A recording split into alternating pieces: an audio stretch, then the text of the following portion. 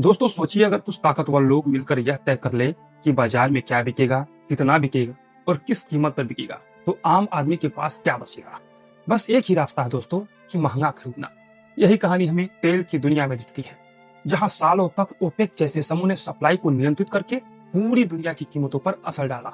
और जब तेल की कीमत बदलती है, तो वो सिर्फ पेट्रोल पंप तक सीमित नहीं रहती, वो आपकी रसोई तक पहुंचती है, आपके खेत तक पहुंचती है और आपके रोजमर्रा के हर खर्च में घुल जाती है, चाहे वह प्लास्टिक हो, फर्टिलाइजर हो या कपड़े। यानी खेल कहीं और होता है, लेकिन उसका असर आपकी जिंदगी पर पड़ता है। लेकिन दोस्तों, अब इस कहानी में एक बड़ा मोड़ आया है। यूएई ने ओपेक छोड़ दिया।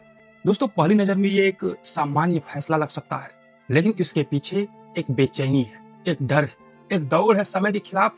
दोस्तों, दुनिया एक मोड़ पर खड़ी है, जहां तेल की मांग अपने पीक के करीब पहुंच रही है और रिन्यूएबल एनर्जी धीरे धीरे जगह बना रही है। ऐसे में तेल पैदा करने वाले देशों के सामने सबसे बड़ा सवाल है कि अगर कल दुनिया को तेल की जरूरत कम हो गई, तो जो जमीन के नीचे तेल का भंडार छिपा हुआ है, उसका क्या हो। क्या वो दौलत बस मिट्टी में दबी रह जाएगी। शायद यही डर यूएई को तेजी से आगे बढ़ने के लिए मजबूर कर रहा है। दोस्तों, यूएई की उत्पादन क्षमता इस समय लगभग 4.8 मिलियन बैरल पर डे है और वह इसे 5 मिलियन बैरल पर डे तक ले जाना चाहता है। लेकिन ओपेक के नियम उसे करीब 3.4 मिलियन बैरल पर डे तक सीमित रखते थे। यानी ताकत होने के बावजूद उसे रोका जा रहा था। और जब सपनों पर दोस्तों रोक लगती है, तो फैसले बदलते हैं। अब सवाल यह भी है कि क्या ओपेक पहले जैसा ताकतवर रहा।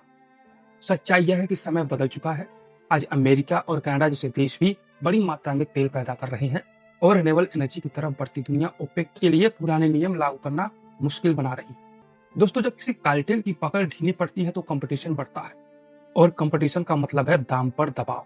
इतिहास गवाह है दोस्तों, जब जब ऐसे कार्टेल बने, चाहे कंपनियां हो या संस्थाएं, आखिरकार नुकसान उसी का हुआ जिसने पैसे दिए, यानी आम जनता का।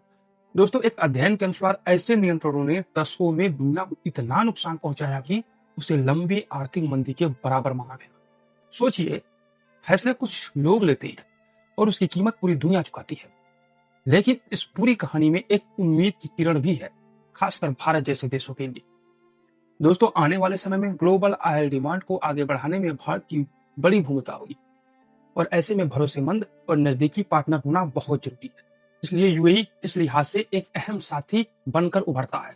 दूर दराज के देशों से दोस्तों तेल लाने में समय, पैसा और राजनीति तीनों का असर होता है, लेकिन पास का स्थिर साथी एक अलग भरोसा देता है। अगर यूएई एनर्जी सेक्टर में अपने निवेश को बढ़ाता है, तो भारत जैसे देशों के लिए एक नए मौके खुल सकते हैं।